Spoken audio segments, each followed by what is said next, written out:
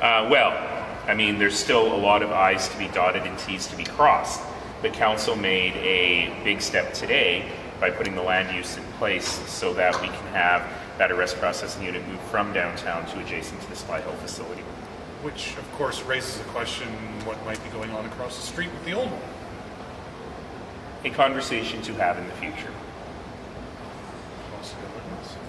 Nah, nothing really yet. That whole block, I think it's called Block 40, which is the current Central Library, Bow Valley College, and that police facility where I used to go to the gym before the flood. All of those things together need to be really thought of comprehensively as a really important block in the center of downtown Calgary. And for that new Calgarian who arrived just last week, why do we need a new arrest processing unit? The old arrest processing unit is way, way, way beyond its life cycle, 1950s style bars and jails, and has really been needing to be moved or massively renovated for a long time. And after a lot of discussion, a lot of back and forth, it was determined that it actually makes more sense to have that facility closer to the institution at Spy Hill rather than in this downtown location. So I know the budget for the new facility. It's not secret, but I just don't know it offhand. It's in the police's capital budget.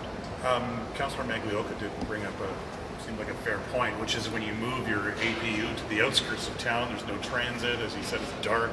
People are released from that facility at all hours of the day and night. So how is that situation going to be rectified? That was part of the very big analysis that the police service did on whether this facility made sense, and that is all under discussion right now. Whether there's a dedicated transport unit, whether more of the appearances happen by video, those are all questions that the police can probably address better than I could. So as you all know, when council made the decision, it wasn't my decision, but council decided, and we must abide by that, to close Midfield. We, under the Mobile Home Tenancies Act, had to give 1 year's notice. We said that wasn't fair. We gave 3. No compensation was payable. We said that wasn't fair. So everyone's getting $10,000 cash, plus help with their moving expenses. Plus, of course, they still own their homes. So of the 183 homes at Midfield, I believe about 150 have moved already.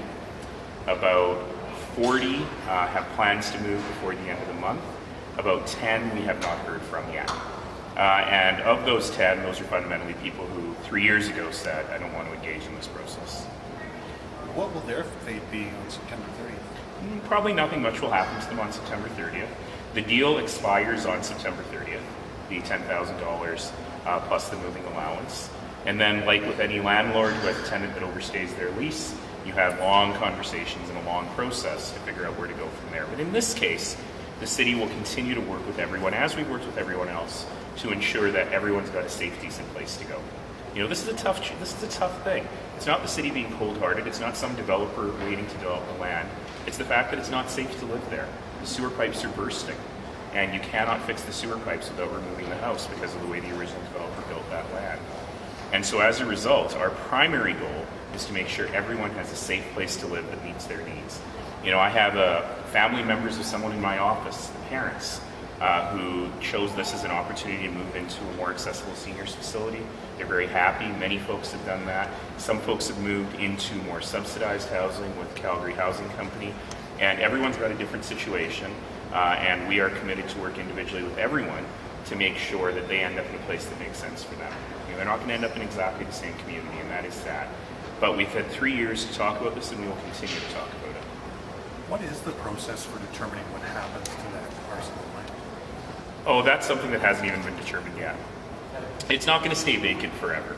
That would be silly. But in order to fix the water and wastewater, you're going to want to have some sort of development that will pay for the upgrading of the, well, actually not even upgrading, for the complete replacement of the underground infrastructure up there. So at some point, we'll engage with the community in a conversation about what should happen there and what will go there, but that's not what's driving this.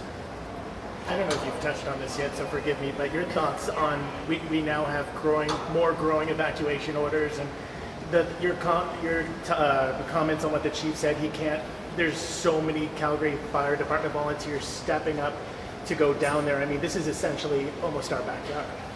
Oh, well, I'm very, very proud of my colleagues in the fire department who've gone down to Waterton.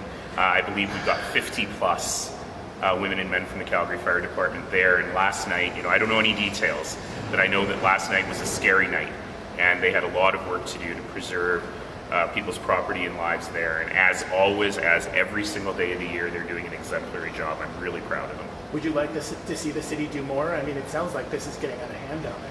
We are there. We will continue to be there. We're lucky because we've got this very sophisticated fire department here, very close to where those wildfires are happening, and we will help in whatever way we can.